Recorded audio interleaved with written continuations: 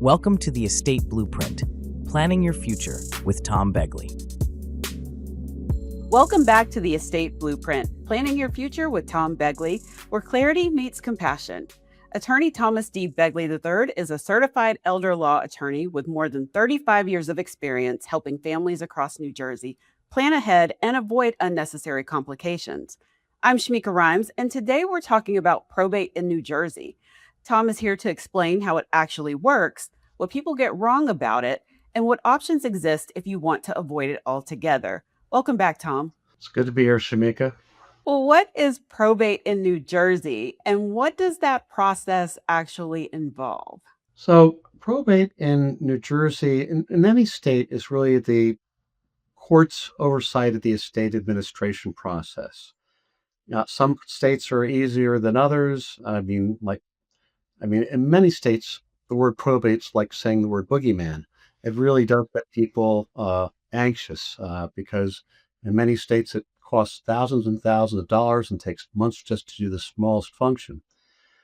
Fortunately, in New Jersey, we have a very straightforward and easy probate estate. Basically, if somebody passes away, their executor goes to the local surrogate's court, and that's and surrogate means, basically the person who takes the place of another. In Pennsylvania, for example, it's just, basically the probate court, or, in some place they call it the division of wills. But in New Jersey, it's the surrogate's court where somebody goes for probate. Now, as far as probate's concerned, if someone has a will, which is validly drafted and executed, then the person can go to the surrogate's court with the will, and then they can go with the certified death certificate, and then they just have to fill out some basic information. And when they do, then what happens is will gets admitted to probate after paying a filing fee of about $125, $150, give or take.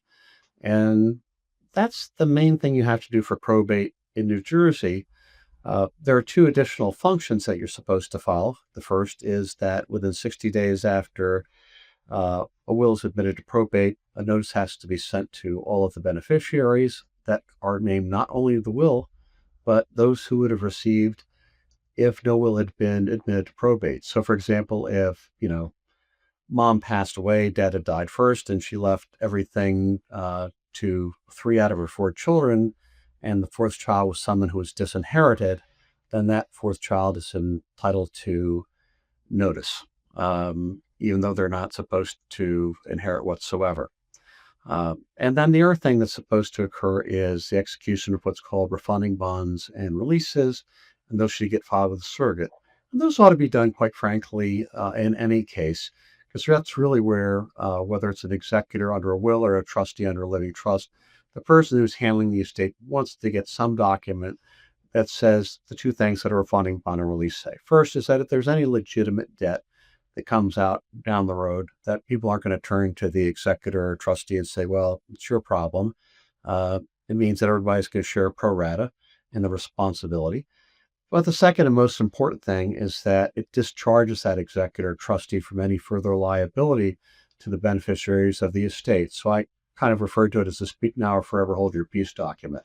You mentioned that when people hear the word probate, it's like hearing the word boogeyman. It's like they say that. But what do you think people usually assume that probate will be like before actually going through it? Well, it's really interesting. There's a really kind of primal or guttural reaction that people associate with the term probate. And there are times really where you do need to do something in addition to or other than a will. And I'll get into that.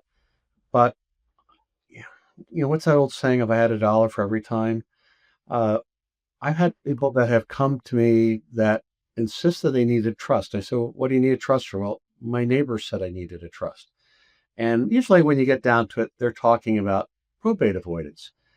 And for many people, there are certain needs to have what's known as revocable living trust as an alternative to the will. On the other hand, that's really not the case for a lot of folks. I mean, you have a relatively modest state. And look, New Jersey is the exception. We probably have the easiest probate state in the country, and that's not out of exaggeration.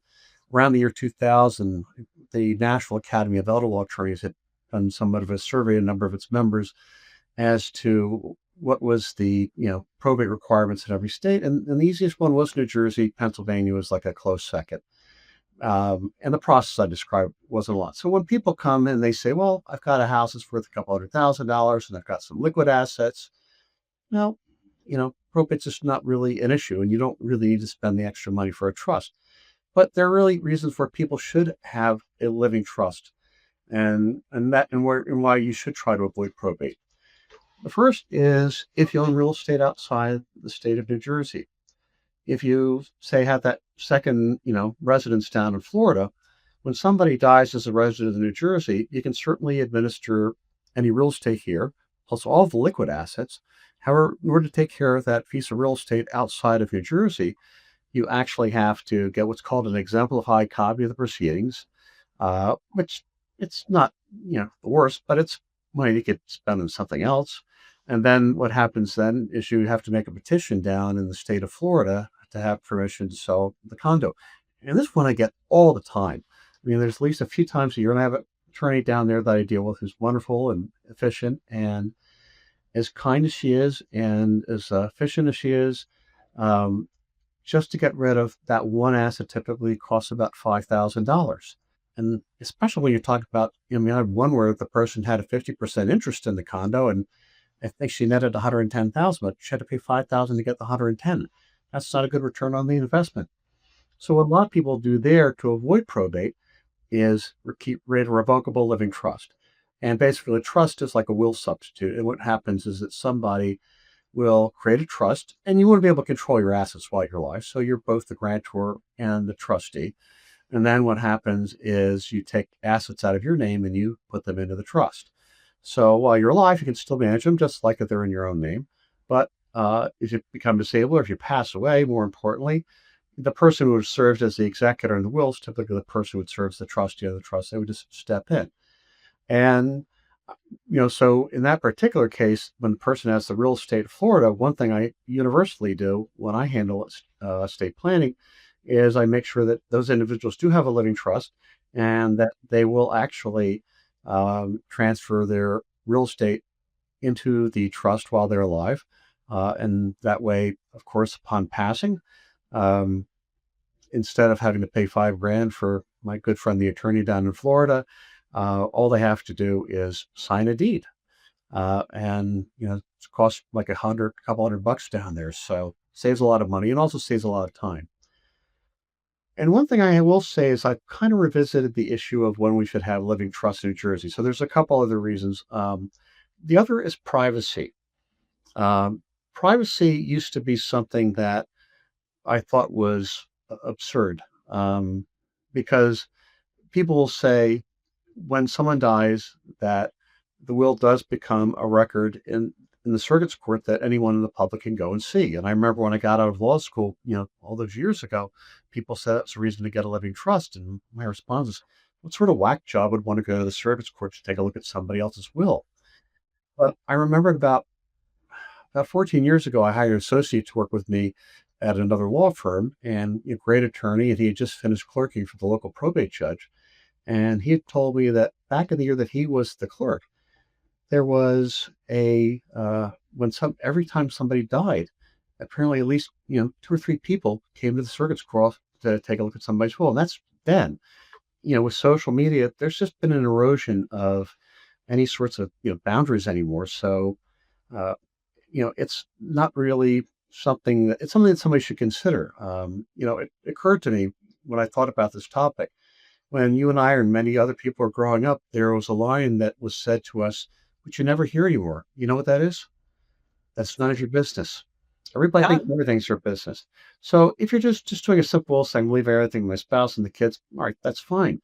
But when you're dealing with many families that have many complications, such as children with disabilities, individuals that are being disinherited, trusts that have to be set up, that's stuff you want to keep private. And so even if you have a state that would be easy to administer, it might be something that you want to make sure stays the business of the family. And a revocable living trust does that. And so there's always a will that has to get probated, but it's called like a pour-over will. It just says when I die, whatever I has gets administered to the trust. So if you have Mr. or Miss Nosybody, from the county that wants to take a look and see what happens when you die, the only thing it's going to say is, it would be like in your case would be, everything goes to the Shameika Rhymes, living trust. So that's all they're going to know. I will say one epiphany that I've had recently is that I am considering expanding the use of trust more and more, because what used to be easy is becoming more difficult in a number of counties. And sometimes getting probate up and running will take a longer period of time. Some of the local circuit courts are very backed up, so you're not going in for 10 days after death. Sometimes it's taking over a month. And sometimes people need to have access to funds. So the nice thing about a revocable living trust is somebody dies, if you're the trustee, you just have to turn the death certificate over to the financial institutions, and you're running without a blip. The other thing also, as we mentioned earlier, when we have to send out a notice of probate, we have to notify people that would inherit under a will that are not being included in that will. And kind of a corollary problem is whether sometimes we have people that are, we don't know where they live. So sometimes that may be an impediment to getting the will bid of probate. There may be no contest, but once again, that causes a delay. And more and more people are having more complex lives, and the person is appointed to act on their behalf upon their passing. If they're the executor, they're the one who gets the phone calls from the creditor saying, "When are we getting paid?" I have a case right now where there's a delay and there's a reverse mortgage company involved, and they want to start foreclosure immediately. And we're trying to get something pushed to through the surrogate's court in order to make sure that we don't have to go through that. If we'd had a living trust, all of a sudden we'd just have to sign a deed, and that would have been it. And pay to deal with the mortgage company, that would be it. So, are there certain types of assets that pass outside of probate automatically? And are there some that actually have to go through probate? That's a great question, Shameika. There's no asset that absolutely has to go through probate. There are three types of assets, in fact, that pass outside of probate or should pass outside of probate. The first is assets, they're what's called the pass by operation of law. That's typically assets that pass by right of survivorship. And that's what you see traditionally with husbands and wives. There's a huge percentage of cases where somebody's married, and when the first spouse dies, there's no need to go to probate, because when one of them died, their spouse got everything. Then the other is contract assets. And those are usually life insurance, annuities, IRAs, and other forms of retirement plans. And those will go to whoever the designated beneficiaries are. And the third, which you see very so often, is paid on death or transfer on death accounts. And like the paid on death is like, you're all little and you'd have, like, they used to call it the little tot and trust, or the local bank account that would go to, the grandpa would set to go to the grandchild, later in life, paid on death. But the transfer on death has been a big thing that has occurred. You really give a new wrinkle to your question, because those assets that would have to go through probate otherwise, virtually all of them, you can put down a transfer on death beneficiary designation. And so upon passing, you don't have to go to the probate court. You just have to send a death certificate to the financial institution, and assets will pass via the transfer on death designation. My big caution when you do that is twofold. One, you need to make sure that there are assets available to pay for the expenses of the estate. There are some cases, for example, where somebody isn't married, they don't have kids, and the heirs are going to be subject to what's known as the inheritance tax. There was an awful case that one of my former firms had, where a lady, despite, and it was my dad's firm, he basically had told the lady unequivocally, you got $1.6 million and just keep it in your name. And she had her own mind about her. And when she died, there was the assets were earmarked to go to everyone. And then what happened was there was about $200,000 in inheritance tax was due, but there were no assets to pay that. So it was a real mess. One of the other attorneys actually had to go to court, file an action to try to get everybody to contribute. And sometimes people have already spent the money. So There are times also is with the caution with the transfer on death or all these non-probate assets. You need to be careful who the beneficiaries are. One thing we see from time to time, for example, is dad has an IRA worth $900,000. He's got three kids, and he wants all three of them to get it equally, but he thinks like he's going to give it to one because he thinks it's like the executor under the will, but that's not the case. And then what happens is, in order to divide the asset, they're turning around and paying lots of income tax on that IRA that could have been deferred for a number of years. So, or sometimes what happens is the big one is people get joint accounts. Basically, they get older, they put one of their kids down as a joint owner on the accounts to help them manage it. But what the law says is that when that person passes away, that goes to the surviving owner. It's theirs legally. And most of the time, the families will do the right thing and they'll put it as part of the pot. But there are frequently cases where that surviving person is going to say, that's my money. I had two court cases over the years. One in where we got the money put back into the estate, and that's only because the attorney that was handling other affairs for this particular couple had recording of the second wife saying that she was going to split everything equally with her stepsons when her husband died. So, but there was another case I was involved where other people knew that this guy wanted everything divided between his two daughters who were the two beneficiaries of his estate. But for some reason, that wasn't good enough evidence for the probate judge, and one daughter got $400,000 more than her sister.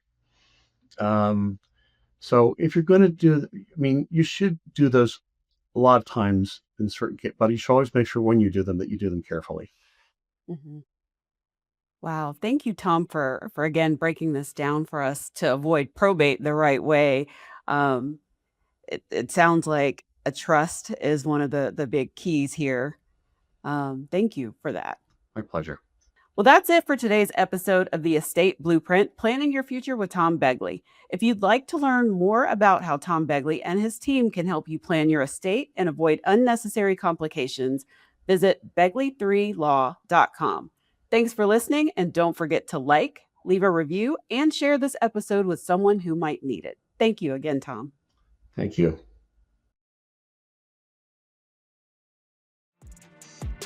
Thanks for watching. Be sure to hit that like and subscribe button and leave us a review in the comments.